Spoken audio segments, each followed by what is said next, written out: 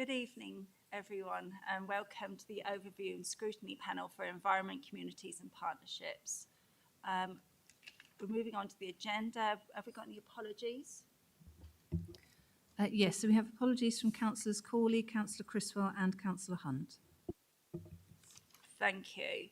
Now we're going to look to approve the minutes of the meetings held on the 6th of April and the 17th of May. Is everyone happy with the minutes? Thank you.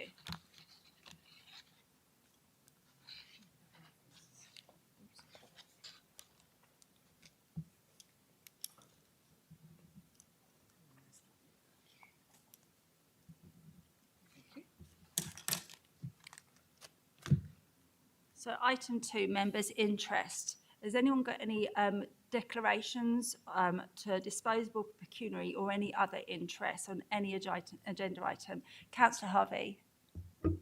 Yeah, hi, I'm just a non-playing member of the Huntingdonshire District Cricket Club. Thank you. Any other interests, declarations? No, thank you.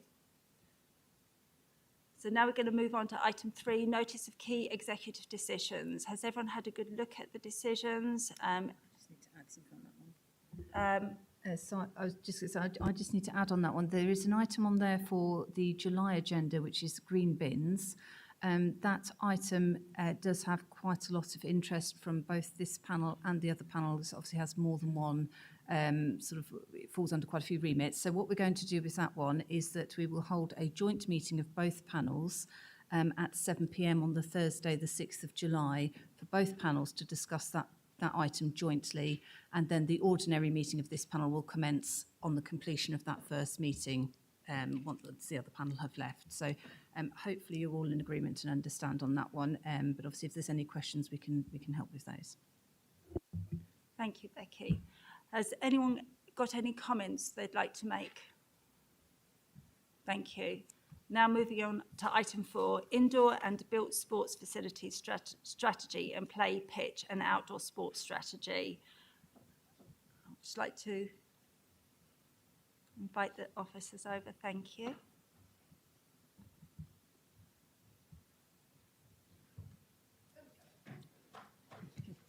And Councillor Taylor.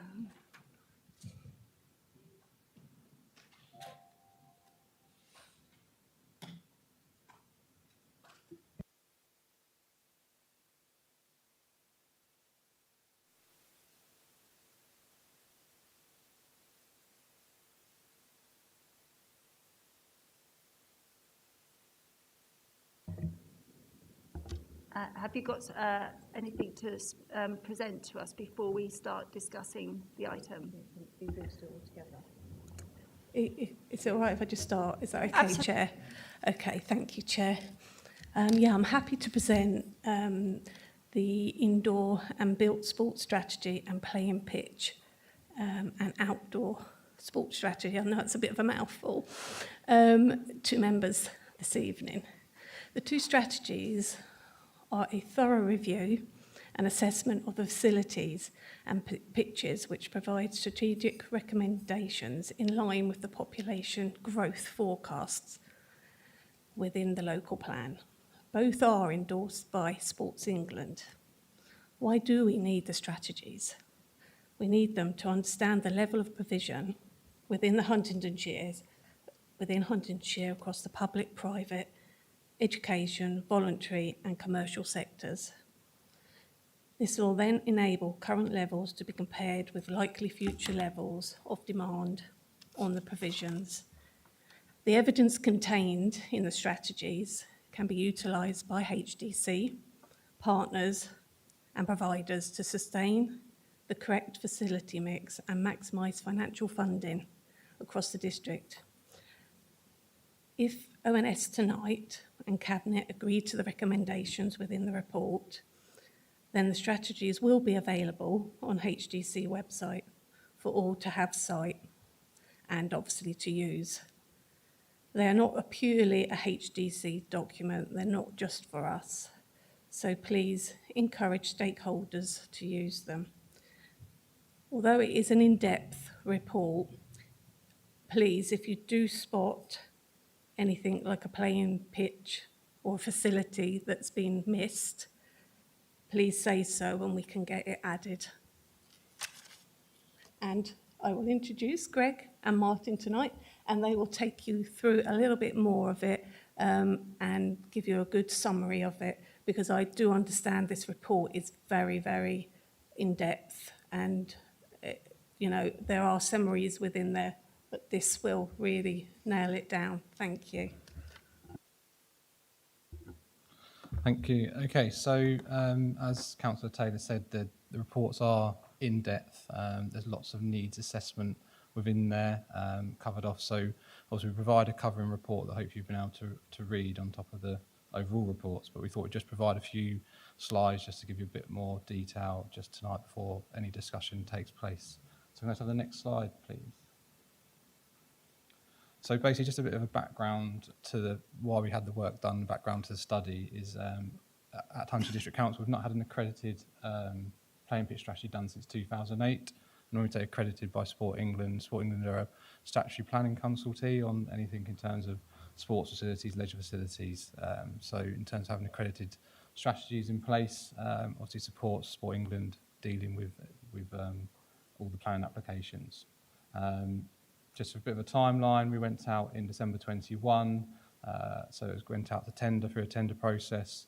Contract was awarded in January 2022, and we held our first meetings with the consultants in February 22. So it's been sort of like a year in the making, doing all the work, and the consultants that have come in who are independent and to do the work.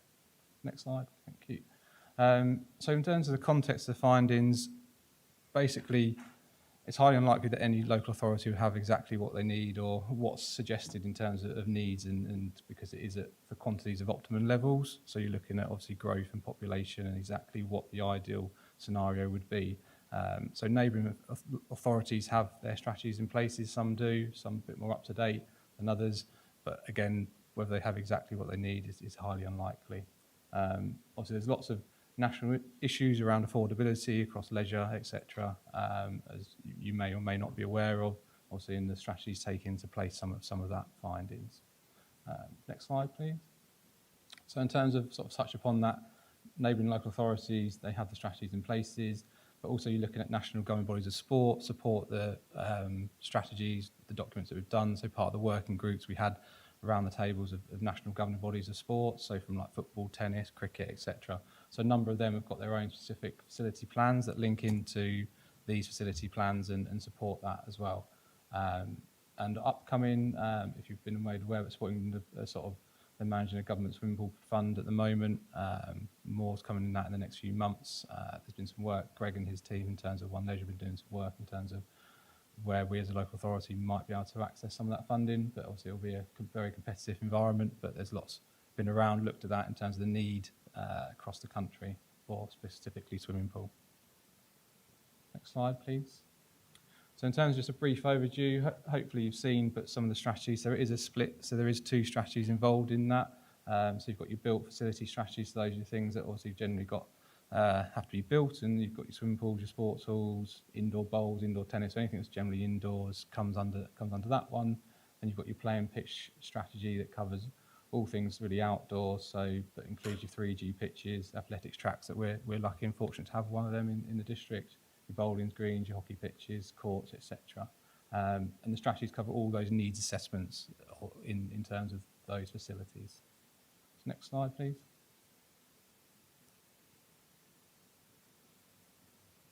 So in terms of some of the headlines, obviously there's lots of detail in the strategies themselves in terms of recommendations and assessment needs and stuff, but just to pick out some of the headlines, obviously there's a few highlights there in terms of shortfalls around youth 11v11 pitches, mini 5v5 football pitches. So a lot of that we look at what the makeup is in terms of the pitches and grass areas, but good news is that we're quite well catered for adults football, 7v7, etc. 3G pitches, there's a slight shortfall, and there's further detail within them. Senior rugby pitches, hockey AGPs, netball courts is coming up, some of the other ones. And then in terms of the indoor built sports, we're a 4 free-court sports hall is looking to be, in terms of shortfall, in terms of the facility planning model calculates that There's a bit of an unmet demand for those 5 badminton courts. There's some work around Alchemy and other places that's coming on board that hopefully might be able to support some of that under met demand. Swimming pool, we're quite good in Huntingdonshire. We are very good in terms of swimming pool, actually, in terms of a good spread of facilities, and we'll be going to a 0.7 of a 4-lane shortfall by 2043. But when you compare that to some of the neighbouring authorities, I think South Cam's about 2.8 shortfall, for example. So we're actually quite well set for swimming. And then health and fitness, as you see there, current shortfall of 300 stations. Next slide, please. So a bit more like Councillor Taylor touched on, but why do we need these strategies? As I said, they're recognised and endorsed by Sport England. They can provide the council with a comprehensive evidence base in terms of those conversations that need to take place. They form part of the national planning policy framework around the improving health, social, cultural wellbeing, and again they touch on and they provide a lot of support to other HDC strategies, so the corporate plan, its priorities, the local plan, the place strategy, the climate strategy as well, because there's stuff in there around decarbonisation, etc. for facilities. Next slide, please. And again, in terms of sort of then how the strategies will be used, so we're looking obviously to generally, a big thing around it is to support and enhance the sport and physical activity participation, because if you have the right facilities in the right places, it's hopefully going to support people to be physically active. Helping to protect and enable sports clubs and organisations, because as we know, there's lots of facilities out there that are run by parish councils or sports clubs or other private partners, so it's helping to them to remain in place and enable them. Section 106 negotiations, external funding, developing those partnerships with town, parish councils, national governing bodies of sports, and then adopting like the local plan in terms of the do, enable, influence element of it. So that's really just a quick whistle-stop tour, just to give you a bit more insight, hopefully. So yeah, that's the presentation we just provided for you.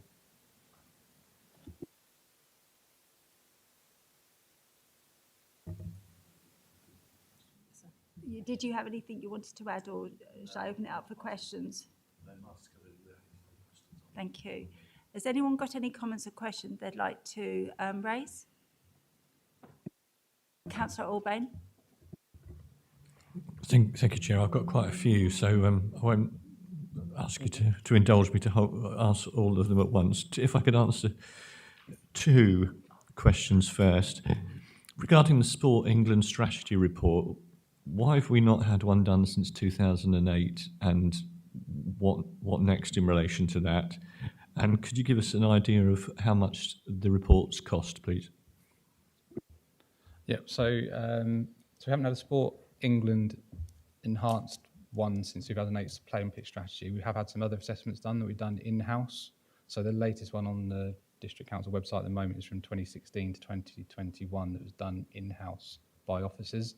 It's not as robust and it's not as evidence needs. I think it's about 35 pages, sort of like highlighting the main sort of needs and requirements from an officer point of view. Like I said, it's not endorsed by Sport England because it's not been done by consultants and covered the wider across-border relationships as well, because obviously a lot of the work that's going into these strategies takes into consideration usage across borders, so into different local authorities and vice versa, them coming in and using our facilities. None of that sort of work was done, so that's why Sport England never endorsed it. And the cost of the strategies was £37,000. Follow up on the first one, please, Chair. So that sort of answers the, thank you for, was it 37,000 for the report? So I'll just write that down before I forget. Thank you. Going back to the first question. On the first question, so you've said what we have done. Do we need to get something done for Sport England to get what we're doing recognised? Or I can't understand why, if there's a sort of standard that Sport England set that we did do in the past, that we haven't done it, and do we need to do it in the future to get their full cooperation and accreditation? Okay, partly possibly funding in terms of to get them done. We went in-house and done that model for different reasons in terms of potentially some funding issues around that. But in terms of the Sport England, they are now endorsed and credited by Sport England. Sport England were part of the working group to develop these strategies, so they've had their sign-off so that they are now signed off by Sport England. And one more. Is that, just to be clear, is that good enough now to match what we've done in the past?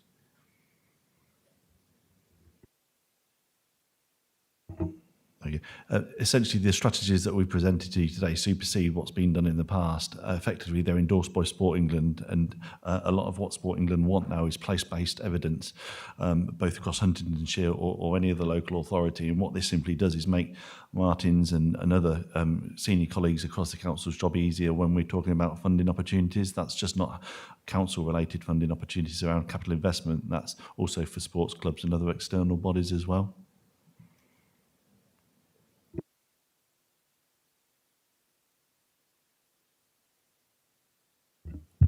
Councillor Alban, maybe I could help as well. So I think one of the key things here is this is a document not just for leisure, but also in terms of informing our planning decisions. So as you'll appreciate, with all of the evidential bases that inform our planning decisions, to be robust and stand up, for instance, to challenge and developer interest, they need to be independent, verified, and of a suitably robust standard. So this has that power when we're asking for Section 106 contributions or other things to be seen as a very independent and evidential base, which I think is the first point that's significant. The second is the changing of the funding landscape that's been quite dramatic over the last 10 years, of moving to a much greater proliferation of effectively bidding for one-off funding. And when you are up against competing with other councils for that funding, having the kind of gold standard evidence base behind you when you're asking for that money really puts you ahead of a lot of other people in terms of the likelihood of success with that, external grant fund bids. So I hope that helps, just to add to what the team has said there. It does. I think what you've just said and what's been said by Greg and Martin could have been in the report, and we could have saved the last 5 minutes, because we need to make our comments to Cabinet, and Cabinet need to make an informed decision, and we've had to winkle out the reassurance that the reports that we've got are up to a standard that's accredited and robust. I'll take that completely on board and take that away, so thank you for that feedback, Councillor. Councillor Bywater.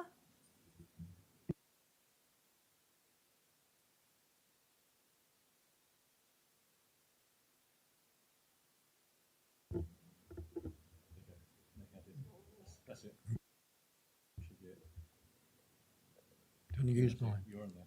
Am I on? Yeah. No, yours is on. Use mine. So if you turn yours off, it should. That's it. All right. Yeah. Okay. So thank you very much for the report. Very detailed report, as I'd expect from the money that we spent on it. And it's great to see that we had these discussions back in 2021 to get this to where it is now. So thank you very much. Just a couple of points I really want to pick up on is that you talked about the government funding that's available. Can you just explain, does it have to be the local authority? And I'm talking about Sawtry Swimming Pool here now, but exploring accessing that particular funding stream. Is that available to them? Do they need to come through the local authority to do that? That's one of the questions I've got. The second point is just the potential gaps, and there's certain things I've looked for in relation to outdoor gyms, for example. That it's been identified as a potential gap. Have we got any idea how we're going to try and fill that? How do we get that message out to the public? We've put it in the report to say there's a potential gap, but I'd just like to know how we can take that. And then just finally, I guess, it's great having a strategy. We've seen it with Ramsey 3G pitch, how good that was delivered. We've now got Sawtry 3G pitch coming over the horizon. There are some issues in relation to that, and it's okay having a strategy, but we need to stitch in everything else that runs alongside that. Okay, so I'm seeing potential delays in that project at the moment, and every delay creates a cost. And we get our partners to contribute to the funding, and then suddenly that with the money is just sort of getting out of reach every time, really. And I have concerns about that, really, and just how the strategy can sit alongside that. Thank you. If I could take the question on Sort Street to start off with, I met with Fran DeFranco, the Operations Director from the Meridian Trust about 2 weeks ago regarding the Sport England funding. So they can apply for the funding indirectly through the District Council. That's been confirmed with him. And subsequently, we'll be meeting him imminently once Sport England confirm the funding submission guidelines and framework.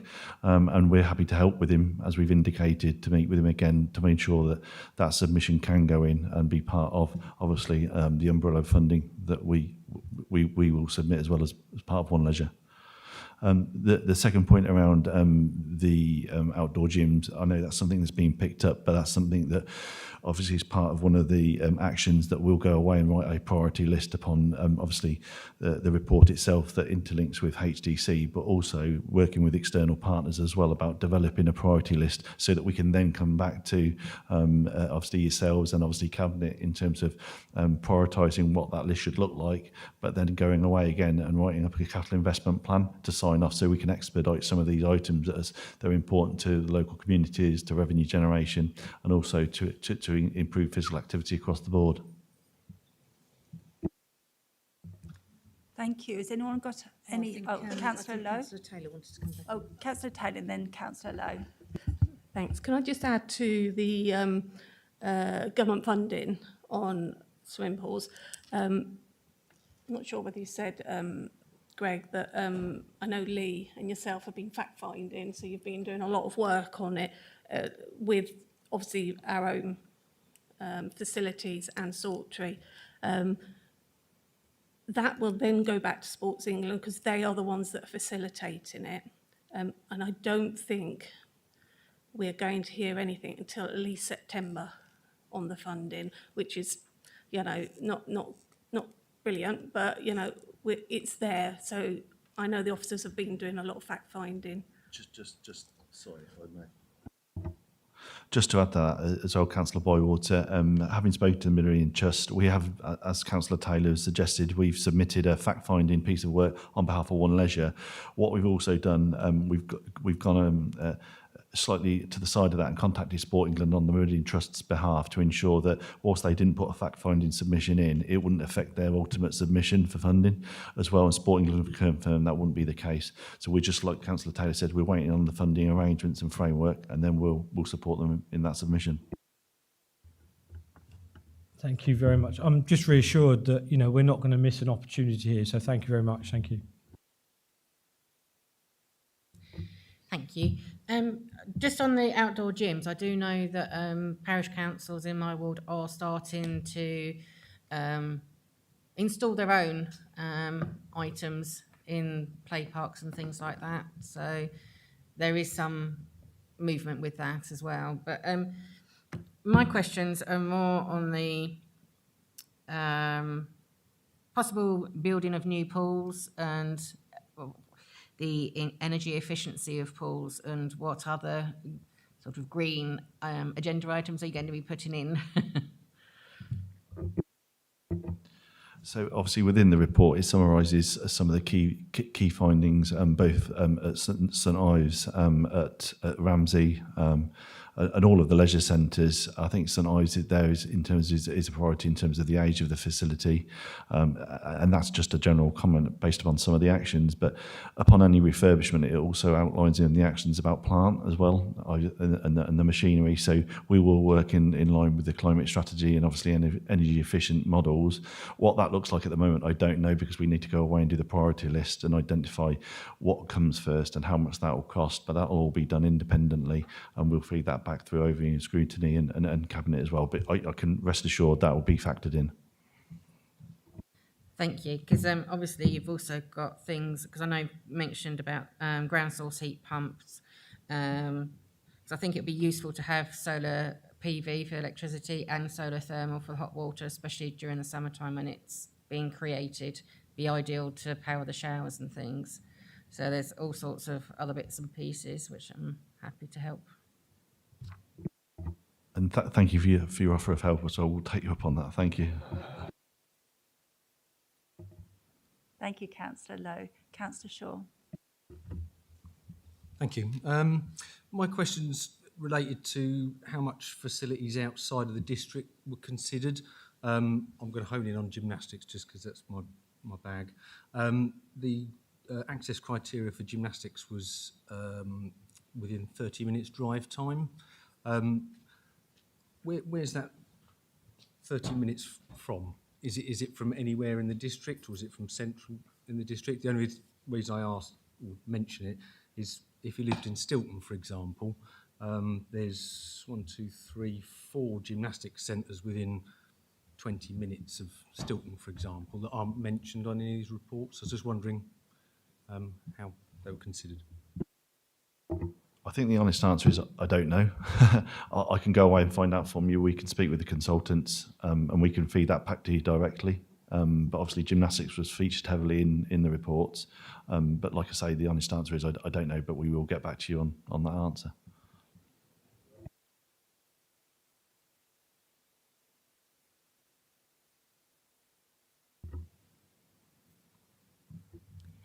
Any other comments or questions? Councillor Orbain. Thank you, Chair.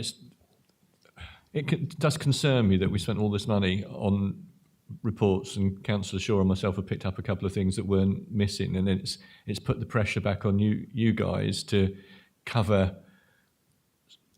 some, if I'm being tough, some inadequacies in the report. It's put the pressure back on you, which shouldn't be there.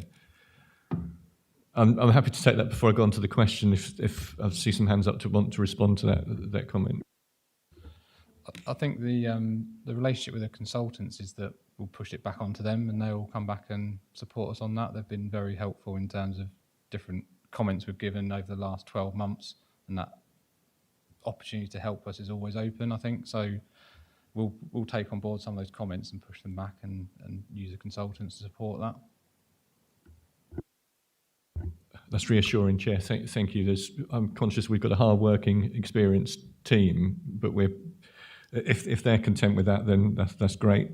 Just on Appendix 1 on page 10, it refers to some of the groups that might be missing out, particularly women aged 13 to 64. It refers to some of the older children. And I know I've said this before, and I keep harping on about it, but our Courts for Kids scheme. And it seems, I was reading this report during half term, and I looked on the council website and the One Leisure website, and Courts for Kids again wasn't mentioned. And it's such a valuable asset that we've got. It's such a wonderful opportunity to catch those older teenagers that are dropping out of organised sport, and we're missing it. So again, and I'm disappointed that I have to keep mentioning it again, that we've got this fantastic opportunity and facility, and it's being lost. Yes, it's noted, Councillor Orbain. I think maybe if we can bring it back into scrutiny at another point if it's something that you're keen on exploring further. Any other comments, Councillor Shaw? Thank you. Well, a comment, I suppose. I was looking at the section on badminton on my report. It's page 57. And it mentions that Hinchinbrook School is listed as a sports hall with fewer than 3 badminton courts. And then on the next page, it's also mentioned as a sports hall with more than 3 badminton courts. I'm assuming that's an error.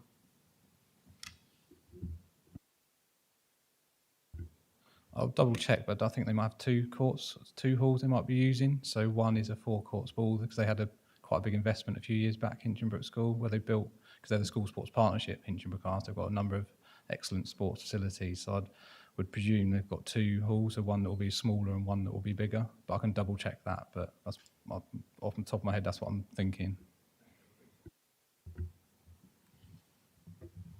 Any other questions or comments? Councillor Orbain?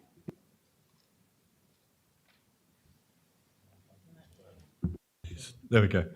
Thanks again, Chair.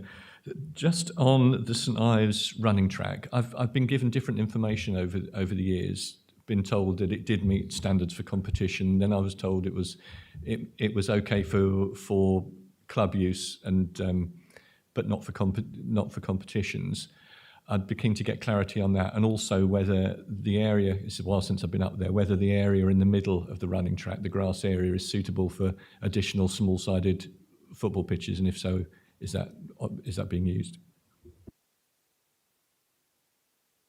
Okay, so with the England Athletics and the track, you're probably right in exactly what you've said, Councillor Alban, because England Athletics have recognised the financial challenges for lots of people running athletics tracks. So they've actually dropped some of the criteria included. So at a stage, probably 3-4 years ago, it wasn't meeting track mark. It's called track mark accreditation. So it wasn't meeting England Athletics track mark accreditation to have competitions. England Athletics have, as a national governing body of sport, have reviewed their sort of criterias, and like I said, because of the financial climate and challenges faced by lots of people that run athletics tracks, they've dropped down the criteria. So currently we've got till 2025 on the track, because recently had its track mark accreditation last summer. So that gives it until 2025 in terms of being competitive. I think I'll let Greg do the next. I think in terms of the infield space, obviously during the summer period when the athletics club events and club nights are on, obviously it's facilitated for them. But there has been and will continue to be small-sided football matches in that space, and that's something we will look at as part of the recommendations for artificial grass pitches and grass pitches further across the field as well. Thank you, Chair. That's good to hear from. The reason I've gone about Courts for Kids is my 22-year-old, when it affected him, and still it's going on. So I've gone through, like Councillor Bywater, I've gone through junior football as a parent helper and a team manager, and I've seen how busy the outdoor IVO gets. So if we're making maximum use of it, that's fantastic. One final comment from me, Chair, if I may. Just on page 126, I think it is, of Appendix 3, it refers to the athletics club, but it doesn't make reference to BRJ runners, Riverside runners instantly. It's Ramsey runners, Yaxley running club, Sawtry walk to run. There's lots of running clubs that aren't track based out there, let alone, Councillor Taylor's looking at me, she knows I'm going to say park run. So it'd be good to have that recognised, that not all running groups are track based, but they may be using the IVO as a base, they may be using other leisure centres just outside the district as a base, but still running in Huntingdonshire.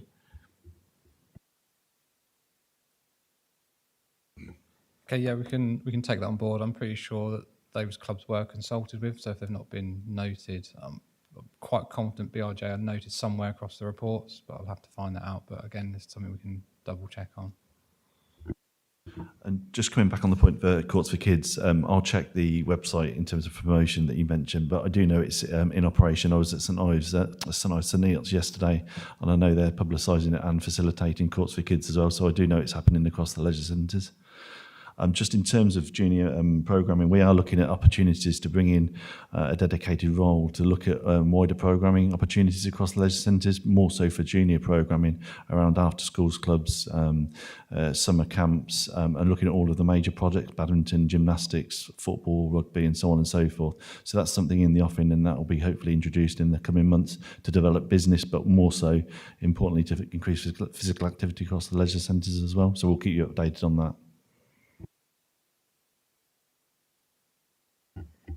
Thank you, Chair. With reference to the park run, Councillor Alban, it is referenced in there and average participants as well. But yes, I do take your point. It only gave one running club that used, it classed it as members within the St Ivo track. I know that St Neots Riverside runners tend to go across the border and use the Sandy track at the school there, but I am sure there are other running clubs that do use that as well. Are there any other comments or questions? Councillor Shaw? Thank you, Chair. Under the strategic recommendations, one of them is that community centres and village halls should be audited by HDC. Was that not included in this report? It mentions that HDC should undertake a full audit of facilities and then work with respective parish councils and town councils to identify required support. Was this report not a full audit? I was just confused why an extra audit was necessary. So they've done the audit in terms of the amount of village halls and what we've got, what's suitable. I think there's a bit more audit in terms of time of use and availability. I don't think that was included in some of the information. So potentially some more to do with that in terms of where there could be gaps to use them more and work with the parish councils on some of that element. Just to emphasise as well, the strategic documents, the reviews, that they're not just purely based for council purposes, they are for sports clubs and external partners. So part of obviously what we're asking you to do today is to endorse obviously the publication of it to the general public so they can access this information and then look at other funding opportunities, not just associated through HDC or for HDC assets as well. So that's quite an important point to note, really.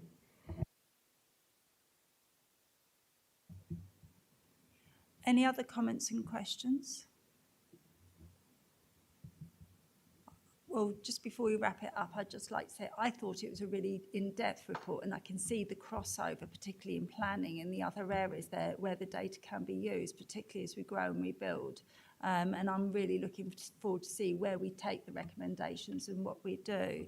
So what you'd like from us now is just to endorse it, No, we're just or just commenting. making a comment for the cabinet to endorse it. That's right. Yeah, I mean, I'm happy to say our comments generally find the report positive. Could we agree that, a panel? Yep. Thank you. Thank you. Before we end this item, I think Councillor Taylor just wanted to make a comment. Thank you, Chair. It's sad to say that Martin, you'll hate me for this, but he's leaving us, I think, at the end of the month, isn't it? Yes, he's going to pastures new. You've been with us for, is it 18 years? Yeah. That's a long time, Martin. You've done really well. So he's going on to, I'll let you speak, if you wish. Yeah, he's going on to East Cam, so he's not going to be too far away from us. And I'm sure we'll keep in contact. And Martin, thank you very much for being part of HDC. Thank you.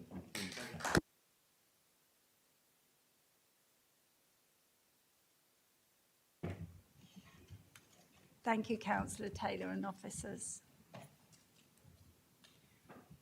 So we're going to move on to agenda item 5, the Oxford to Cambridge Pan-Regional Partnership. I believe, yeah, thank you. Are people happy for me to present from up here? Is that okay? Starting slightly trepidatiously, having had Councillor Alban's comments about thin reports, but let me sort of try and give you the background as to why this is in front of you and what it is.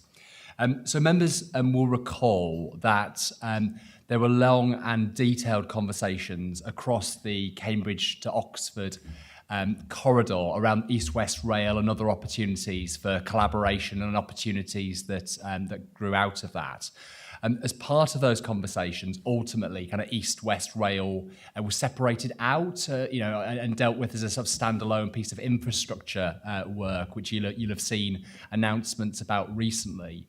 But in those discussions and negotiations around what was desired along that corridor, a range of commonalities kind of appeared. There was a great consensus around a recognition of the value of working collaboratively around economic growth, for instance. And when you speak to a lot of the big landmark employers who operate across that geography, what you hear is the decisions they make about where they are located is not just are they based in Cambridge or are they based in Manchester? It's are they based on the Oxford-Cambridge corridor or do they move to San Francisco? It's that kind of level of relevance in terms of access to the brightest and best, the research and capabilities, the quality of housing and geography and the access to international markets that people are making decisions on. So that was one of the key things that came out. The second thing that came out was the collective belief in opportunities to enhance the environmental aspirations of that community as a whole, and a real recognition that there was benefit from working jointly together to try and move to the encouragement of green technologies that would both deliver the economic growth but also enhance that area as well from an environmental perspective. And a number of those planning decisions are bigger than an individual council area. So actually only by working across that broader geography do those opportunities exist. So that was some of the background that came out of that. Now, in discussion with government, what became apparent was that they recognised that value too. So a bid was made, a proposition made, and the Secretary of State agreed to provide £2.5 million worth of funding to support those ongoing conversations. Now, what you have in front of you here, if this was national government, it's almost like enabling legislation. It's something that's brought forward to enable us to kind of join and be part of those conversations. As the report lays out, there's £2.5 million of committed funding up front, which Huntingdonshire will benefit from. The first £500,000 tranche of that is around bringing together an investment portfolio, effectively a proposition to enable us to position ourselves for international investment and seeking to attract people over, which we'll benefit from, and then a lot of detailed work around environmental considerations too. In due course, what I will bring back is much more detail around the specifics of that working arrangement. A lot of that is being worked up at the moment. There are draft mission statements and more detail around some of the specifics that sit around that. But in line with what I've said, really, that inclusive growth, the environmental aspects are core to that. And that recognition that by working together, we're better served to both encourage that longer term economic investment, but also to work jointly on those environmental aspects. So hopefully that gives a bit more of the background towards this. The detail will come through in due course, but what we're seeking today is your comment and feedback on that, and basically permission to move forward, to form a part of it for the initial investment of £10,000, and then to try and leverage and maximise the opportunities it presents. So at that point, I'll pause and welcome any comments, Chair. Yes. Are there any comments? I believe Councillor Conboy has come forward as well to answer any questions. Is that right? That's correct, Chair. Thank you. I'll start with my own, actually. I'm really keen to know what is the difference between this and the Oxford-Cambridge ARC that had some quite negative press. Thank you. Are you happy for me to start? And obviously there may be things you'd like to add. It is a very different proposition. The Oxcam ARC no longer exists. It doesn't exist as an entity. But the bit that caused great concern was there was a significant amount of resource and there was a large commitment to putting an awful lot of housing along that particular corridor. What we're looking at the moment is something that doesn't have that resource on the table. It's a much leaner proposition. It's around making the business case for why we ought to be doing things in that area, but it's looking at it through a very different lens. It's looking at it through growth, but through an environmental lens. And if we are going to have growth, what sort of growth should it be, and how could we do that? So the things that caused great concern previously are no longer on the table. We are, if you like, having a brand new conversation around how we move forward. Thank you, Councillor Conboy. That's been very helpful. Has anyone else got any questions or comments to make on this? Councillor Orbain. Thank you, Chair. On 3.1 of the paper, it talks about the governance and the shadow board. There's no one from Huntingdonshire District Council and no one from Bedford Borough on there at the moment. Is that expected to change? I'll take that, Councillor Orban. So, as I say, it's emergent at the moment. So the reality is the board itself will not feature a representative from every single district who's a part of the partnership. And by sort of dint of it being small enough and agile enough to make decisions, rather than everyone being represented, there is obviously then the plenary group where everyone is represented. Nonetheless, there'll be opportunity for strong influence into that group at both a member and officer level. The membership at the moment isn't set in stone, that's under review, but there will be appropriate checks and balances, and we're very confident we'll have the level of influence that we will need in order for this to be beneficial for Huntingdonshire as a whole. If I may, Chair, thank you. That's useful to know. I'm concerned not with the party politics of it, but the local politics of it as such. Obviously, we have probably more in common with Bedfordshire and South Cambridgeshire than we do in Oxford and Milton Keynes. And I'm keen that this part of the world, if this goes ahead, that we have strong representation and checks and balances. The second question, there seems to be a lack of agreement, or the second and the third question, lack of agreement. The Bedford mayor, the new Bedford mayor, has expressed his concern. I know they're concerned about some of the houses that are going to be knocked down near the railway station, I believe. The North East Beds MP has expressed his concern. I think we've all had emails from an action group expressing their concerns about what's proposed. And then going to work the other day, I heard someone from one of the community orchards concerned that one of the impacts of this has been pushed as an environmental project, that this wildlife project in South Cambridgeshire, I can't remember where it was, is going to be cut in half effectively. So I'm keen that we get the information as when it comes to decisions like this, come to council as to where the benefits are, where the environmental things are, where we can weigh it up properly and make informed comments. Thank you for that, Councillor Orban. So I think your specific comments there relate to East-West Rail specifically, don't they? Which is not part of the Oxford-Cambridgeshire partnership. It's a separate but related topic. So they were joint when it was the ARC discussion. They're now separate.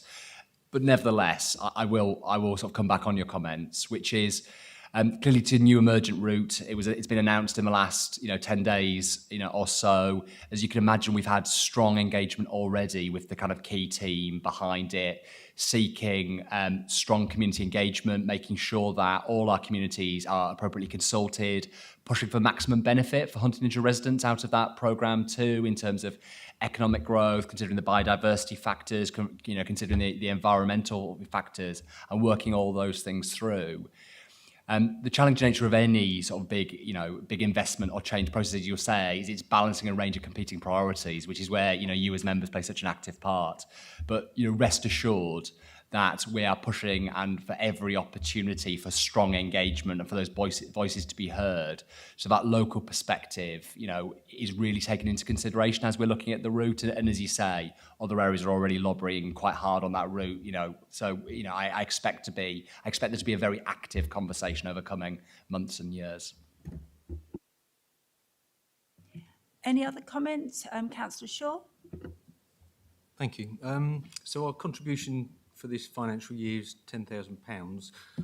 Do we know what future contributions might be along a similar vein, or? Not at this stage. It is the honest answer. I think a lot of this is tied up with the potential for future funding going forward and the exact shape it takes over the future. So the initial sort of commitment is £2.5 million from the government. This could be something where potentially more money starts to flow on the back of the benefits that people are seeing out of that activity. Often from the Treasury's perspective in these kind of areas, they're interested in, is there economic gain being generated? So, if they are attracting new, smart, businesses that are really, helping UK PLC, often more money will flow. So that's one potential.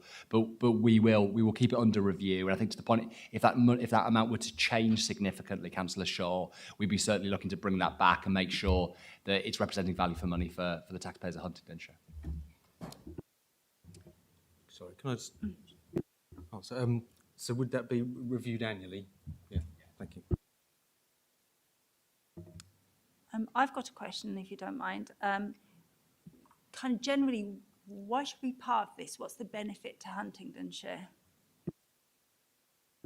So that's a really good question. I asked the same question because, if we're going to spend our time and our energy and our officer resources and contribute to it, we have to be clear what the benefits are. Working and looking beyond Huntingdonshire is crucial. You've seen that as we've talked about the work that we're going to be doing within our corporate plan and that sort of engagement and that influence of the wider piece. Lots of this work will be happening around us. There's much to be gained by being part of it rather than sitting outside of it. there's lots of benefits of things that could come and cases that we can make, and then a funding that we may attract for the sorts of things that would really benefit Huntingdonshire residents. But for those that have an angst, it also allows us to be part of the conversation and manage concerns if there are any. If we're not part of that conversation, our ability to influence what comes is less. So I know there will be people watching this that are anxious, but there will also be people watching this who are excited. So we are balancing both of those. We believe at this stage there is much more to be gained by being part of that partnership, but it's very much an emerging picture, and we will have to test that constantly as we go forward, as I think, having listened to other partners, they will be doing too. Thank you. Has anyone got Councillor Bywater? Yeah, thank you very much, Chair. Yeah, I mean, you've clearly answered a lot of my questions there. It seems to make perfect sense. I guess from us as a scrutiny committee, I just need to understand the sort of timelines we're working to here. What can we expect, and when can we expect to see it really?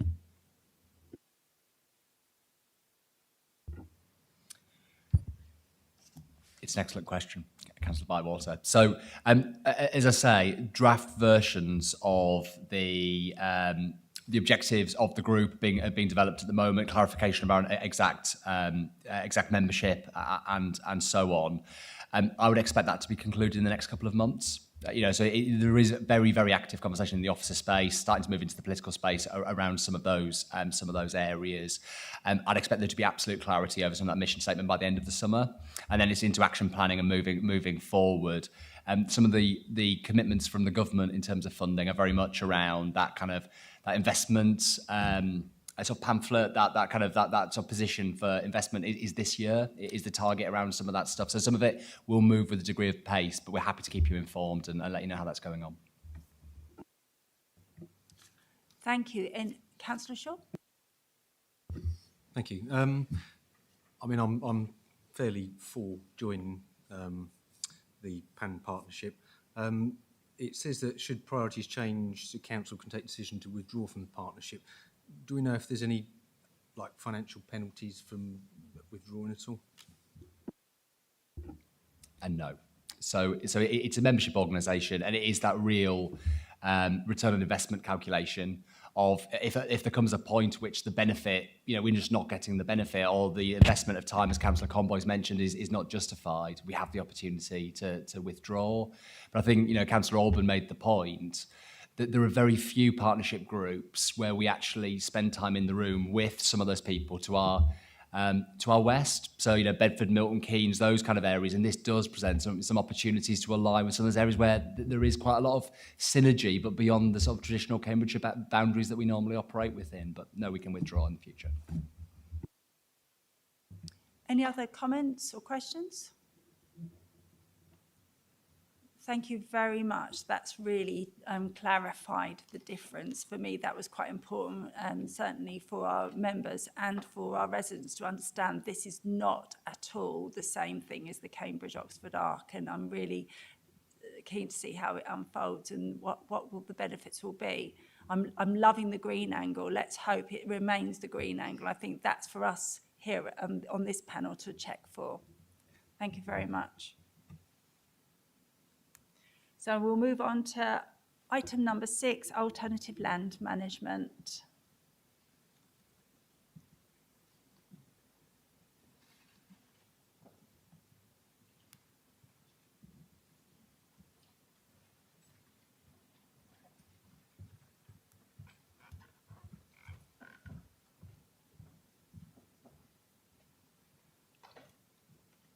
Thank you, Councillor Ray and Matthew.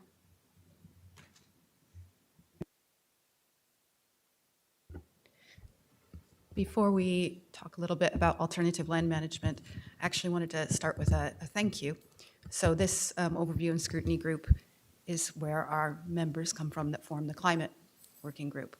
And I know you've spent a lot of time helping officers with developing their electric vehicle charging strategy over the last few months. That launched recently. There's been a lot of press interest in it and from our colleague authorities. And I know as of Tuesday, it already had 80 replies. So I'm looking forward to seeing what we find out about what local people think about electric vehicle charging. So thank you for that. But tonight we're here to talk about alternative land management, and specifically about amenity grass. So why do we need to talk about this at this point in time? Well, because of climate change, we're having wetter springs and warmer autumns, and so grass cutting has become necessary for many more months of a year than it has been historically. So this is a changing issue, and we're going to have to start asking some important questions about what if we do things differently. The alternative land management strategy that we're implementing now is the culmination of about 2 years of work by officers, and that led up to this year, in 2023, the first cut of amenity grass. And so that's really when it started to become more in the public knowledge of what the project was up to.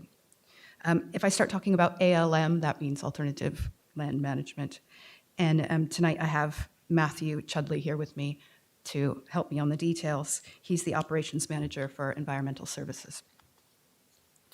So first, a bit of a timeline about how we got to where we are. I said this has been going on for about 2 years, the background behind the project. Some terminology first, though. So what's the difference between a pictorial meadow and long grass? Well, a pictorial meadow is a showcase of colorful wildflower varieties. And in fact, they're very labor intensive to create. I've also found that because of our declining insect population, if you take a child to visit one of them and they stand near to it, they're very surprised by the sound that they make from the amount of insects that come to visit the pictorial meadows.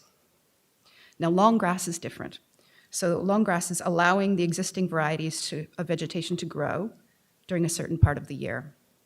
Grasses and the native flowers included in these areas are equally important, and even though the sites are not being mown completely, they still need to be visited by staff, and usually the edge of the area is mown as well as next to where the long grass is allowed to grow. So if we look at the timeline back to what's been happening in our district on this topic, so 2018 were the first trials of the floral meadows in our parks. They received a lot of attention in that year. I remember myself going out to see some of them, and I think the public really responded in a positive way to that in our parks. Then in October 2021, the council adopted environmental principles. And so this came to scrutiny back in October 2021.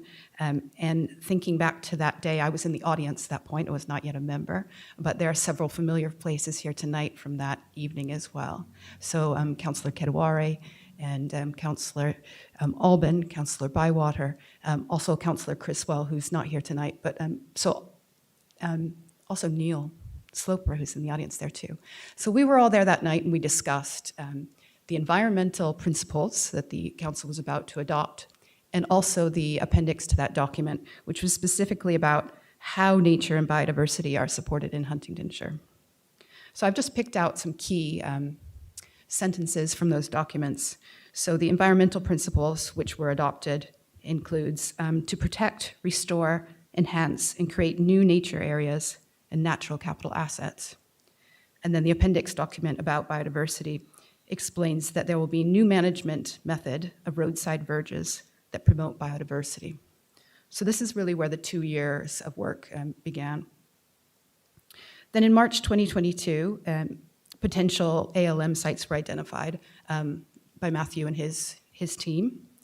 And then in April 2022, there was a bit of a change. So the Floral Meadows program was continued, but there was a political decision to pause the ALM program.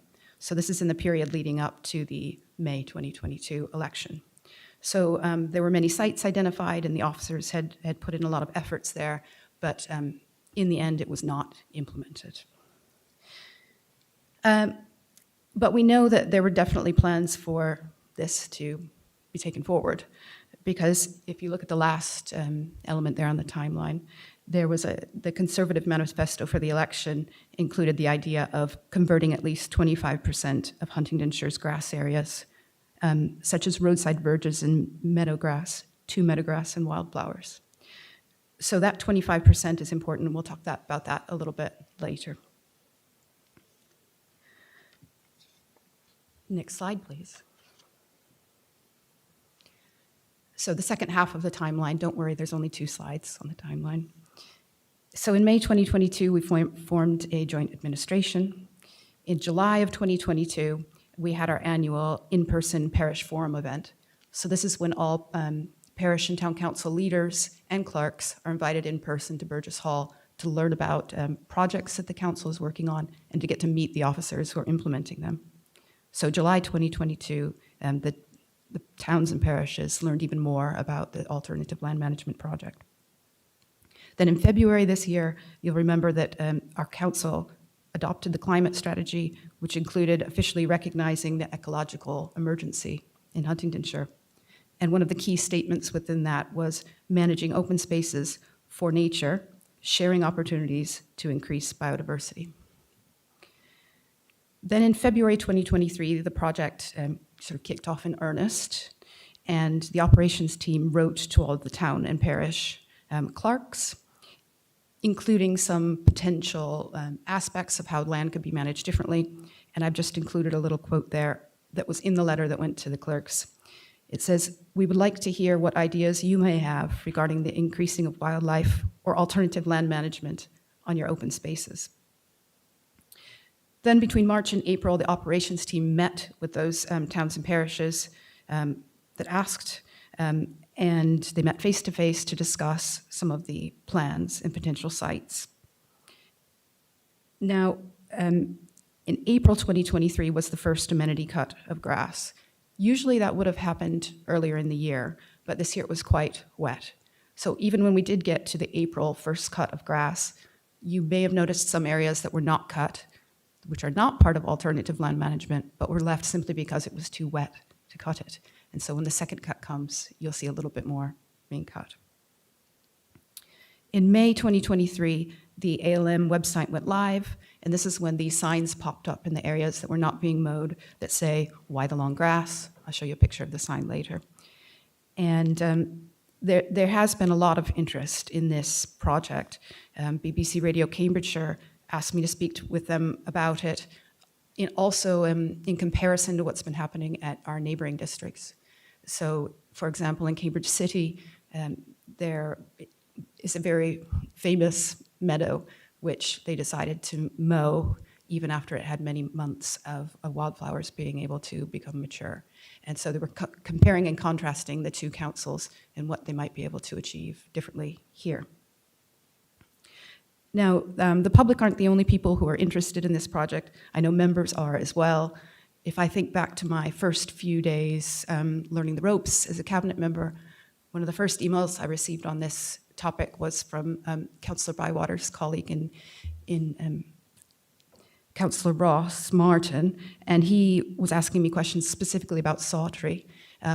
He felt his residents had really been looking forward to the alternative land management, the non-mowing of verges and wildflowers, and they were a little disappointed that it hadn't happened in the time frame that was originally there. So I know that members and the public have a lot of interest in this topic. Next slide. So how do we compare to our peers?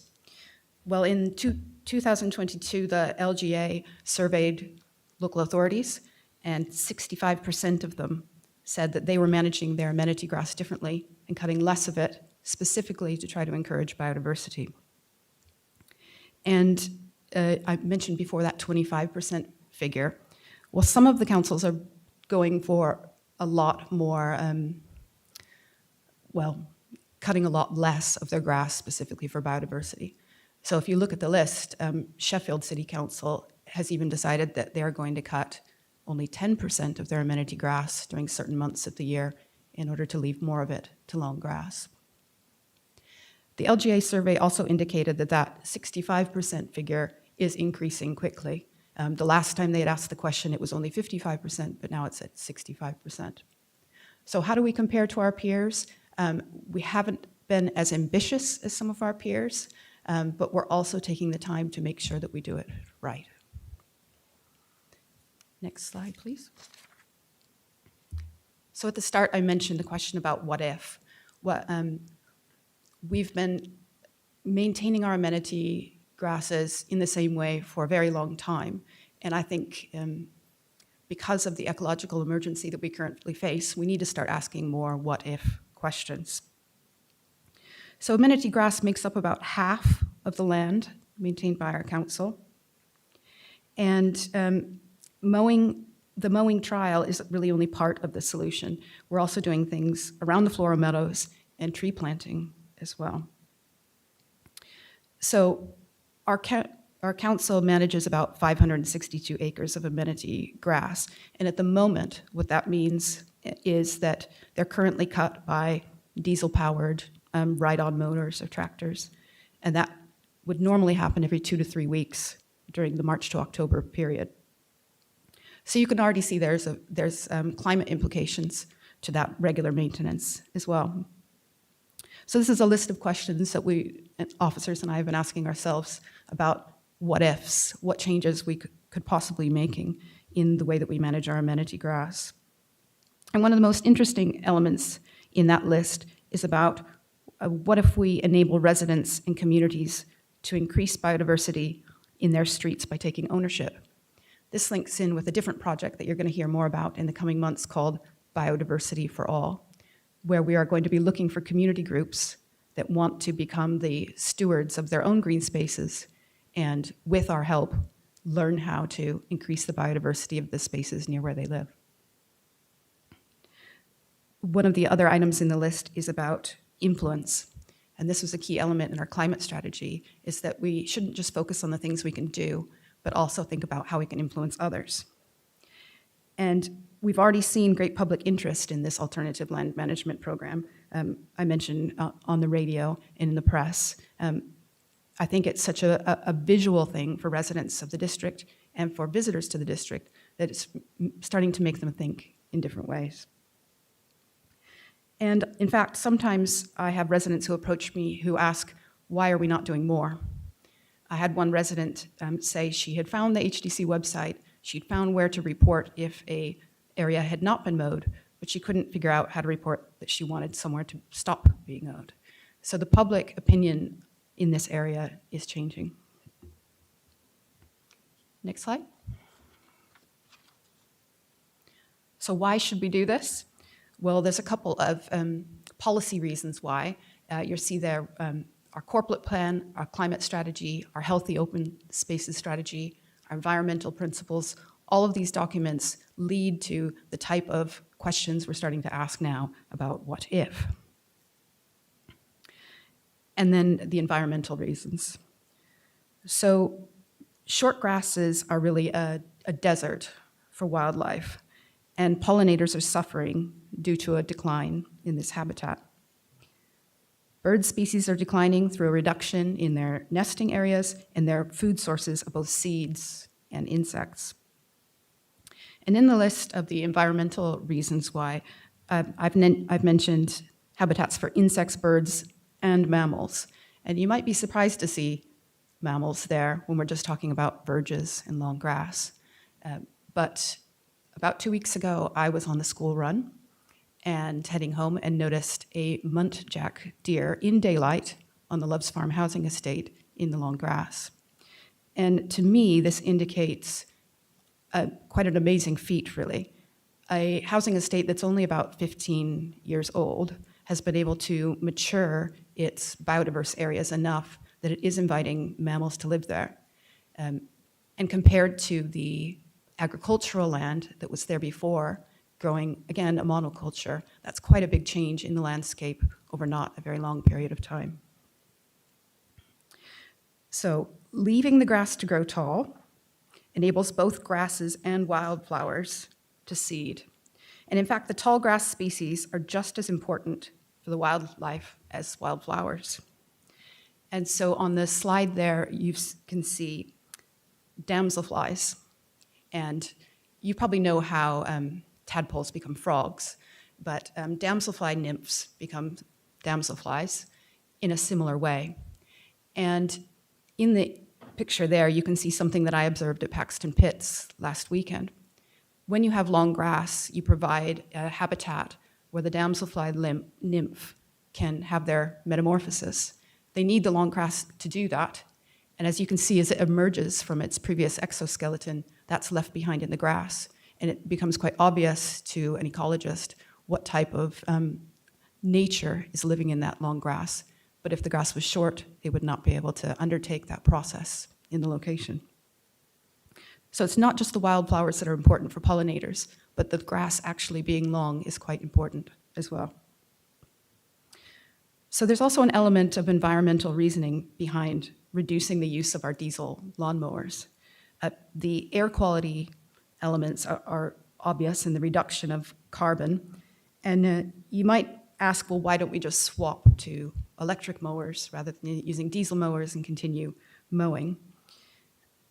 Well, I guess I would refer you back to the climate strategy, which you probably remember me coming back to talk to you about, and with my favorite page, about the hierarchy of decision-making. So when we're thinking about our choices, first we have to ask, how can we reduce our demand for the things that are currently using carbon before we simply replace it with an electric alternative? Because a lot of the electric that we use actually uses carbon for the electricity to be created. So in this case, by cutting the grass less often, we're using less diesel. Next slide, please. So this is the how. How are we going to accomplish this project?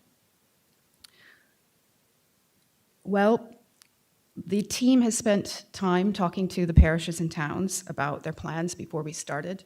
And the aim is really to find a balance between the spaces that people and nature are going to use together. The team recommended a variety of rural and urban locations, and then met with the town and parish councils to consult. And the goal, we have several goals over the next 4 years. So the first is to increase the sites where we allow the long grass to grow up to 25%. So that's 140 acres of the 562 that the council maintains. Alongside that, in the ALM program, we have a 4-year project to plant 10,000 trees, and also to bring the floral meadows in our parks up to 25% as well. 231 sites have been selected for this long grass program, but in reality, a lot of those sites are grouped together in specific locations. One of the other elements of the project is going to be to actually measure the biodiversity change in the long grasses. So to use ecologists to help us identify what is the change that we're actually seeing. Next slide. So this was the process that the team went through to decide on which sites to use. So they were looking for amenity grass areas that were not heavily used for recreational use or play, and where adjacent to footpaths, that there would still be a strip that would be mown along the footpath. And then using the feedback from parish and town councils, they settled on the final list. So this is very much a trial. And initially, the grass is going to be allowed to grow here for one trial season, and then go back to those stakeholders, the parish and town councils, to get their feedback on what worked, what didn't work, what could we try next year. And then re-engage with the parishes to look at the potential of long-term alternatives, whether that's more trees, bulbs, floral meadows, or community gardens. And so the image before you there is actually from in Huntington. And if you see any areas where there's the red hatching, that is where the grass is being allowed to grow over these months. Next slide, please. So how are we engaging with the public? Where the bottom right is what the signs look like that are on each site where the grass is being allowed to grow long. And it has a specific number on it, so that if a member of the public scans the QR code, it will take them to the website, which is on the left, where they can learn more about why the grass is being left long, and then a specific number in case they want to feedback about that specific site. And also with the engagement, things like the press release that we've put out and interviews on the radio, along with social media, is helping to get that message out. Next slide. So next I wanted to give you some examples from my own personal experience. So part of my ward is the Loves Farm housing estate, and some of the trials are happening in my ward. So the map is a green space within the housing estate. The solid green are areas which are mowed. The red hash is areas where the grass is going to be allowed to grow. The orange stars are where we have playgrounds. So the playground areas are being mowed as usual because we know those are high areas of use where the population likes to use the green space, and that's important. And then the distinctive shape that's been created here is we have a large green area, but we know that children love to play football there. So we're going to, well, as you can see from the picture, it's already been done, mow the shape of a football pitch with some desire lines to it and away from it to try to find that balance between people and nature using the same space. So having room for the long grass, for biodiversity to increase, but also allowing the children to play football where we know they like to play football. So the photograph at the top is taken from the middle orange star. That's where I was standing, where I took the photo this morning. Next slide. This is a different part of the Loves Farm housing estate where we've identified some challenges, but also some opportunities. So the orange star in the top right is a large green space, which you can see is mostly covered in red hatching, so that's going to be allowed to grow long. Some of the residents directly across from it are helping me to monitor if they do observe children who like to play there and who are being frustrated by the long grass, in case we decide, first of all, maybe that isn't the right answer next year, but if it really is preventing people from playing in the very short term, it can be mowed. One of the advantages of doing this with grass is if we got something that is really not following public use, then there's something we can do about it. Now the red star is even more interesting because this area shows how our project is already starting to influence others. That is a green space which is owned by the town council and maintained by the town council. And when other areas around the estate were being left to long grass, this one was not. And some of the residents said to me, Laura, why are they mowing the green space? We like the long grass in other places. This isn't somewhere where children play. Why are they mowing it? And so after speaking to the town council, they agreed there wasn't any reason that they had to mow it, and that they were happy to try something similar to what the district council is doing. And so now they have agreed to mow the edge so that the pavement and the edge is clear. It's clear that someone is maintaining it and they're choosing to leave it long. So that we're doing something in some of the sites, but we're also enabling and influencing others to do similar projects. Next slide. So this slide is about what's going to happen next. So we're going to survey the sites at the end of the growing season, both for ecology and for what the town and parish councils think, and then continue that conversation with local people.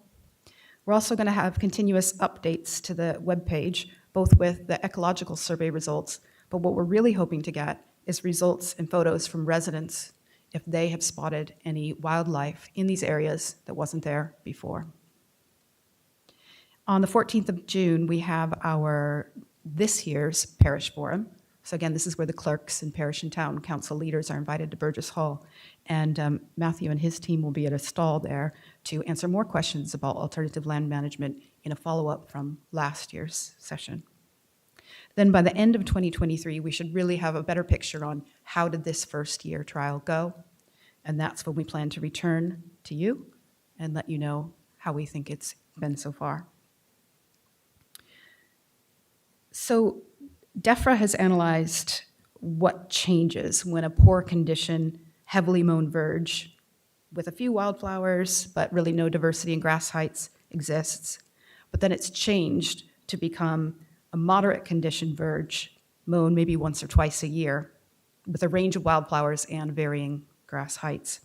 And DEFRA has found that in a 100-meter square site, there is potential to increase the wildlife by 70%. So we know that there are real opportunities out there in perfect conditions, perhaps 70%. But this is definitely going to be a trial and iteration process for us to find out what suits Huntingdonshire. So we need to try the what-if scenario before we know the true effect on our district's specific ecosystems. And that's the only way that we can collect enough evidence to know how we should move forward in the work. I think we might find that not all habitats are the same or required in the same locations. So we may find ecology in this long grass that isn't suited to long grass and requires some other type of management. I think I would also say that nature is very much in recovery mode at the moment. It has spent centuries being managed by humans and being changed by human influence. And that means that changes in ecology are going to take a very long time as well. We can start to make changes, but it's going to take a while for nature to recover in the ways that we might like. But given the ecological emergency that we face, I think it's important that we ask the what-if questions and what we can do in our own district to try to increase wildlife. Next slide. Thank you, Councillor Davenport-Ray. There's one more. Oh, one more slide. Sorry, Councillor. That's okay. So I know that you will have questions, which I'm happy to answer, but I would also draw your attention to the FAQs that are on this list are also on our website. So residents who have questions about this project and they scan that QR code, they'll be directed to the site that has the answers to this list of questions. And so if you're asked questions by your residents too, all of the answers to these questions are available for you as well. Matthew is here with me. We can answer some of the questions in the FAQ, but if there are other questions beyond those as well, we're very happy to speak more about biodiversity. Thank you, Councillor. Has anyone got any questions or comments? Councillor Shaw.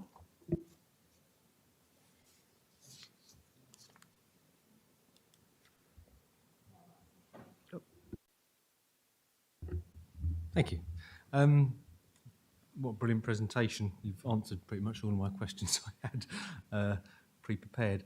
I was pleased to see, I was just looking at the FAQs on the website actually, because a lot of the questions that are on there are the sort of questions I get asked. So I'm quite pleased that that's on there. My other question is, and you did sort of touch on it on your slides, come October, when the trial ends, what happens then? Are we going to try and continue this, or do we just carry on mowing it as normal? Yes, we'd like to continue, but it'll come from feedback from the surveys, based on what the next steps are, and also feedbacks from residents and members alike. So, yes, the intention is we hope this is successful, but it is a trial, and so we'll have to look at the results of the trials where we go next. So there's a 4-year target. So over 4 years, we're hoping to create 25% of the verges that we manage to be long grass during those months of the year. So hopefully that will increase year on year. Councillor Bywater. Thank you very much, and thank you for a very good presentation. A couple of disclaimers before I ask any questions or make any comments. I absolutely buy into biodiversity. It looks stunning when we have areas that have got beautiful flowers, and I really embrace it. However, I'm also here to represent my whole community, and not everybody within my community buys into this agenda. Okay, so this particular agenda has come to this committee because of poor communication. I think you set out your direction of travel, and incidentally, it must have been my twin at the committee meeting in 2021 because I wasn't on the committee. So what I'm getting at is it's good, but the key factor for us as members and everybody in our community is communication. okay, because I was walking my dog and suddenly the signs appeared and I was accosted by a huge amount of people in a half-a-mile dog walk when they saw the signs and put 2 and 2 together and came up with 5. So my pledge is that, bang the communication out. Personal observations, you talk about children like searching for bees, but there are also some young people who like to kick a football around and play on some of the areas that are perceived to being allowed to overgrow. That's something that needs to be managed and communicated, because there are some people who are worried in my community about playing in certain areas that they've played in for many, many years. I have actually seen some issues, okay? So personally, I've seen some issues, and thanks, Matt, for coming out to Sawtrey and discussing some of my concerns. Things we talk about, dog poo, it's a common thing, but I saw a lady taking 4 dogs in an area which was overgrown, and she let all her dogs off at once, and they all bomb burst, and she was unable to find where the dogs had fouled because the grass was long, and by the time she'd gone around to find where all the dogs had been, she couldn't find it. That's just one example. Elderly people walking where there's a pinch point in an area, and an elderly person who may have a walking stick, I saw, cannot lift their feet over a certain height and struggle to walk in the longer grass. Another example. I've also had a resident complain to me. He's housebound, he's got a terminal illness, and where he looks out onto a green area, he can't see because the area has grown up, and where he waves to people walking past, he can't see them now because the grass has grown up.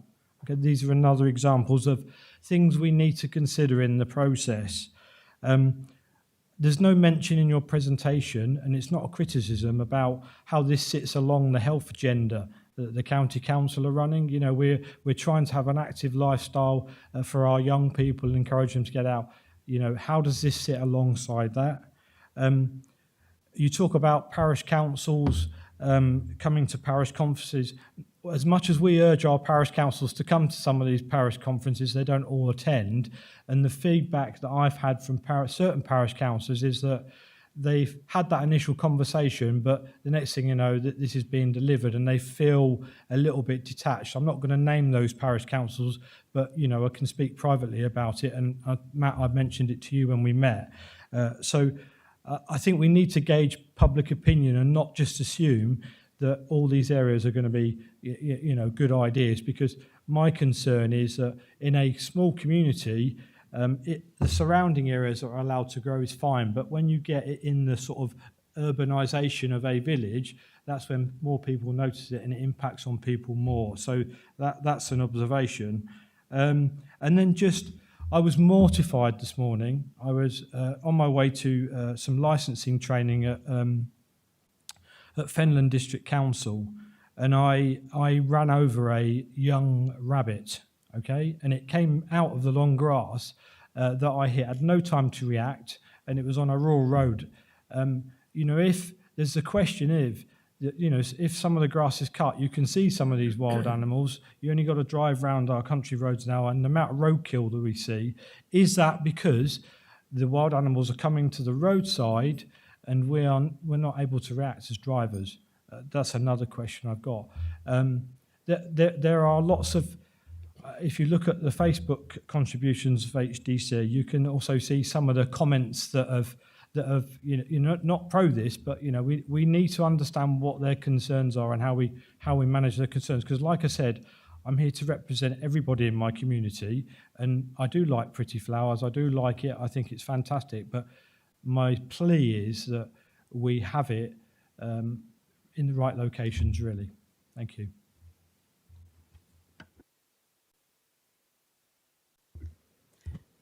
So when we were creating this presentation, adding in that example of my own ward was really important to me because of a lot of the issues that you've raised. So we know that there are green spaces where people like to be active. And in our quest to try to find a balance between people and nature, we have to try different things. So for example, mowing the football pitch shape with ways to get in and out. It's not just important for making sure residents are active, but also for their mental health. And that looks back towards that healthy open spaces strategy, which happened several years before this scheme. It's all linked together. And then the other example from my ward about there is an area with long grass, which I think, throughout even the course of this first year, we're going to have to watch closely enough to be able to feed back to Matt's team. Yeah, we tried this during the first cut, but we think actually the children want to play there more. We are going to mow it. And the only way that we are going to learn what works and what doesn't work is if we try a trial. And that's what we're doing now. So all of the feedback that you've given to Matt is really helpful, because that's exactly what we need to do to find that balance. In terms of the flowers, the one thing I would say is people see the wildflowers and they like seeing the wildflowers and the pictorial meadows, but really it's much, much larger than that, because as I explained, the tall grass without any flowers is just as important to the biodiversity, both for mammals and for insects. I think I'm going to let Matt answer a few of the other questions, but I certainly take your point about communication.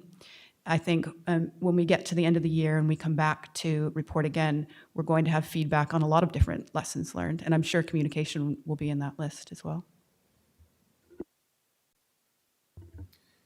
Yes, certainly. When we're talking about things like dog fouling, there has got to be a personal responsibility there for owners, as well as, we deal with dog fouling every day through my other services, and it's not because the grass is long, it's because people aren't being responsible.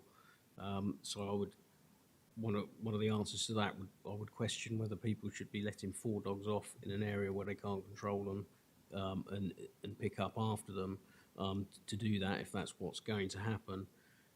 But certainly the other incidents you talked about where we've got old people or vulnerable people, if you could send me some details of the exact areas where they are so I can address those particular cases, that's definitely what this whole project is about. Is we're trying this in areas, we know it won't fit everywhere and won't suit everywhere, but it's impossible to go and ask every resident what they think in reality. By starting this project, by trying these things, we can flush those comments out, but we will address them. But I would request, if any members have these issues, either direct people through customer services so we can pick up, especially if there's health and safety issues, we can deal with that immediately, or come to us straight away, either through the alternative land management email or direct to myself and contact me, because I'd hate to think that things are just being left and then we get to hear about it weeks after or whatever these incidents are taking place, because we absolutely will deal with them. And just carry on the conversation, really. All the points you've made are definitely, they're valid points, but we can take them on one by one and discuss them at a local level with the residents or with yourselves and come to a satisfactory answer.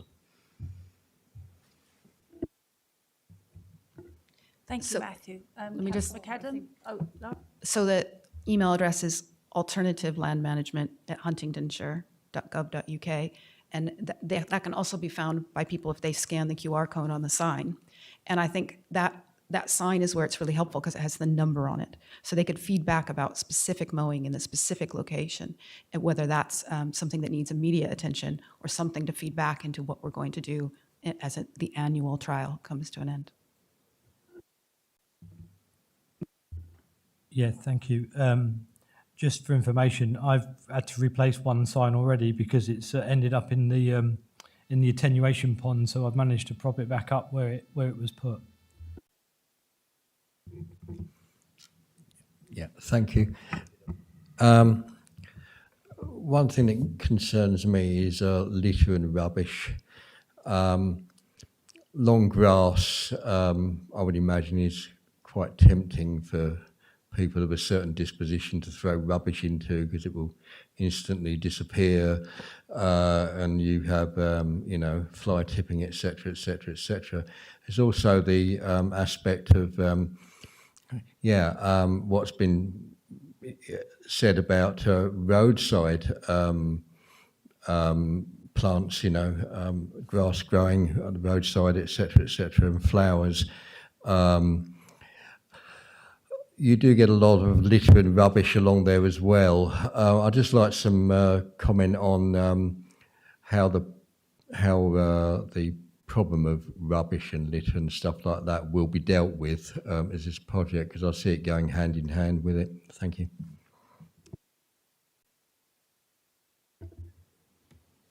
Yes, so my street cleansing team deal with littering on the roadsides, trunk roads, and we have a team that very successfully keep those clear. And I think if any member drives out of our district, especially on the main trunk roads, A1, A14, or any of the A roads, they'll see what a fantastic job they do, because they'll come to a wall of litter on in other areas. And as well as that, we have a fantastic volunteer litter pickers throughout the district who assist us in picking up in areas where we just don't have the resource to do so. When it comes to long grass, we pick up litter and fly tips from all manner of areas, farm entrances, litter in towns, parks, where there isn't any long grass. So I think the issue is the people that will drop litter, unfortunately, will continue to do so. And the people that will fly tip, although the enforcement team and everyone work really hard to track those down, and punish them, and our team picks up after them, will continue to do so where they can, but it won't be because of long grass. Now, before we come and manage this long grass area, we will clear any rubbish from it. We will, when we've mown it, we'll ensure that it's free from litter and debris. But also, if residents report littering or fly tipping in an area, the street cleansing team will continue to do the fantastic job they do, and they'll attend site and clear it. Can I just add something to that? I think we should think back about why are we doing this at all? So we're facing an ecological emergency. And if we don't find a space to work with imbalance between people and wildlife, then our insect population decreases, which affects mammal populations, which affects the pollination of our fields, which affects our food supply. So some of these changes are not going to be easy. And in some cases, they might be inconvenient. But I think it's important that we recognize that some of those decisions have to be made in order to continue to have a planet where we can exist with the climate change that's coming. So I know that all of the things you've mentioned are very valid, and I think we should try to find a way to find that balance between humans and nature, but we have to try it, and it is not always going to be easy. Councillor Orban. Thank you, Chair. That was a very thorough report and presentation. If I've got, this is going to sound like a backhanded compliment, we could have done with this 10 months ago. I think this has been part of the problem in the communication with members. We could have bought into it better and earlier on. I'm also concerned in terms of communication that we're getting some parishes buying into this and other parish councils saying we didn't know anything about it. So that concerns me where the breakdown is. It could be the parish councils. It could be us. I'd be keen that we try and get that sorted out. I've mentioned this before, but Oliver and I were at a meeting at Yaxley some time ago, a working group, and the clerk of the parish council said, and it's always stuck with me, about feeling that the parishes were being done to by the district rather than working in cooperation, and that's something we need to work on, not just the corporate team or the officers, but us as members. I mentioned to a friend in New Zealand who was complaining about a car park that had been dug up in the middle of a car park had been created in a previous open space. And I said, look at what we're doing in Huntingdonshire, and showed her a picture of the Riverside Park with the meadows. And she couldn't believe a country like this was so forward-thinking and a council like this was so forward-thinking. So I think one of the key points you made earlier on is it's not just changing a diesel vehicle for an electric vehicle. It's got to be the way we look at things and the way we do things, both individually as councillors and as residents, but as a council, and not have preconceived ideas about what the answer is. they're my points. The final two questions are, Matt mentioned about the dual carriageways, and obviously they're out of our control. And I can remember seeing within the last week or so an area that had been cut. I think it was, I would guess it was probably Highways England. They'd cut longer grass, and there was just litter strewn away that had been shredded by a lawnmower.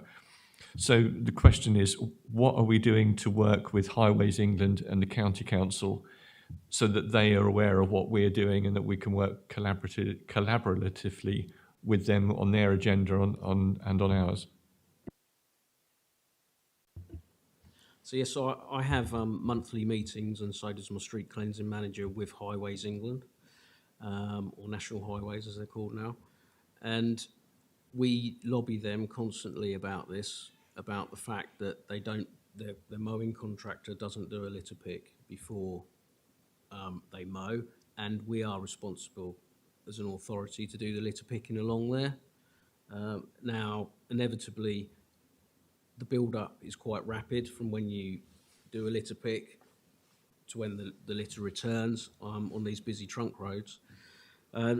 The other issue is when the grass is really long, it's not really safe for our operatives necessarily to walk along a narrow verge by a heavy trunk road. So we tend to pick it when the litter has been cut. So we do follow a schedule from the county council, and then so they publish a schedule, the county council do, when they're cutting their rural road areas. So we try and get our team in behind them at least within a week of their cut, so we can go in there and litter pick that litter. And on the national highways, we monitor it through our team leaders. So when an area has been cut, for instance, there was a couple of months ago, there was a lot of vegetation where they actually took back historic bramble and vegetation, which gave us access to, yes, it made a mess initially, but it gave us access to some really historical litter, and there were some really old wrappers and things that you can't buy now that we picked out of there. It just shows how long it had been there. So we're trying to encourage National Highways to let us know, because we don't really have that information. So either we could look at that transect and make a decision to go in before, because we deem it safe for our operatives to go there, or immediately after. The team's got really good at picking up when they're going in areas, but the comms from National Highways is not great. You know, and every year I get asked by members to contact National Highways about, can you cut this bit of grass, because, you know, especially at Leighton Bromswell turn, for instance, because people are crossing the carriageway and they can't get there, and we do that. So we're ahead of National Highways. We challenge them on this, but they'll tell us in the meetings that we're one of the best districts for keeping the network clear as well. So there is work to do there, but I can assure members we constantly lobby them so we can do better working in partnership. Just to follow that up, so we are hearing from some of our peer councils that we are ahead of them, but I would draw your attention back to that list of where we are with our peers as well. So we're not at the forefront of this. We are not in the lead, but compared to our direct neighbours, we might be leading the way. And so that's where our influence comes in. So by seeing this happen in Huntingdonshire, by residents talking about it with their neighbours in other districts, we can hope that we can influence the way that they manage their land as well. Councillor Lowe? Thank you. Great report as well, by the way. It's not really a question, but it's more a suggestion. With the litter and everything, we used to have a Keep Britain Tidy campaign. I remember it as a child. It seems to have lost its way somewhere along the line.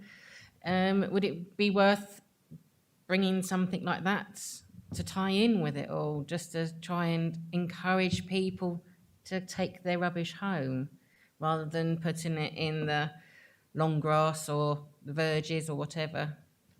Just a thought.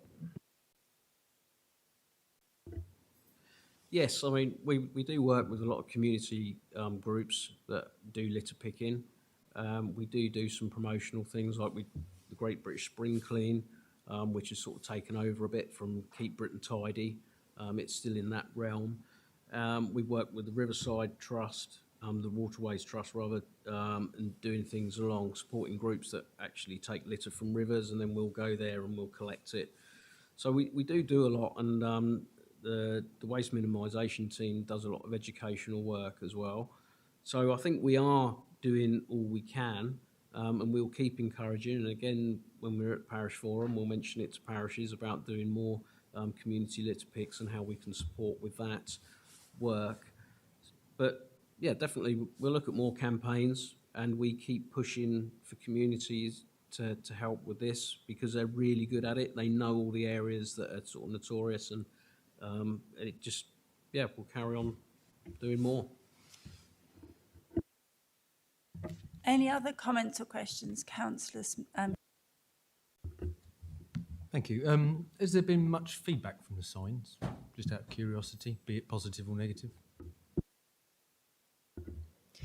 I can tell you more about the social media feedback that I've received, and as the portfolio holder, the feedback I've received. I would say, on balance, it's positive, but there certainly is constructive criticism feedback as well, and that's sort of the point of why we're doing this. I think less feedback via the official routes, more feedback to me directly and via social media. But it's interesting to see in those social media groups the conversations that start to happen between the residents of a community. And they're certainly not all in a consensus of the way that they feel. And I think that's what's going to help us develop this project further and figure out what are the changes that we can make to develop more of a consensus. Thank you. Is there any other comments or questions? When I showed you the examples from my own ward, you were able to see the maps where the long grass is going to be allowed to grow. If you would like to see those maps for your area, or your parish and town councils would like to see them, you can email the Alternative Land Management email address, and they will send you what your area looks like. The parish councils have been provided with that so far, but like you said, if they haven't engaged at this point, they might have missed that.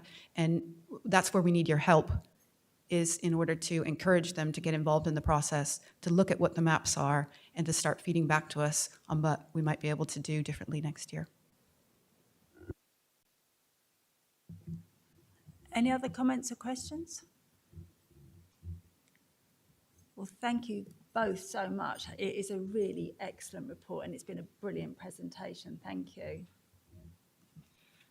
So moving on to item 7, Becky's going to present that.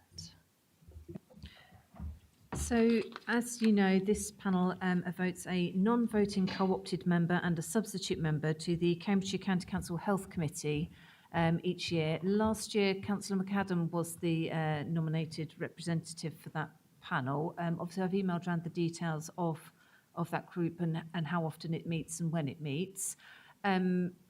I suppose, are there any volunteers, or are you happy if Councillor McAdam's happy to continue in that role? Councillor Alban? Before he changes his mind, can I nominate Councillor McAdam to carry on with it? Yeah.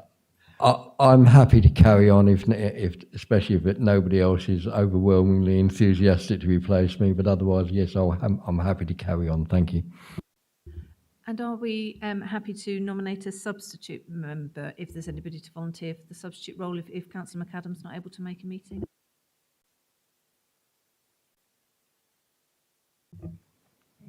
Is everyone in agreement if Councillor Kerr is the substitute? If that's, yep, fantastic. Thank you very much. So that's that item. As I said, the next item is the overview and scrutiny work programme, so I may as well just carry on into that one. As you've already heard from Councillor Davenport-Ray, there has been a bit of an movement on the climate working group that's there, in that they've been assisting with the electrical vehicle strategy, which has been going out. So, and as you will have hopefully seen through either the member alert or on the website, that survey is now live, and the team the working group were very helpful with the team to get that up and running. So that was fantastic. And obviously, once that survey is completed, the working group will be able to be involved again with the results of that. And we also have another meeting of that working group next week to look at other alternatives for that group to be looking at as well.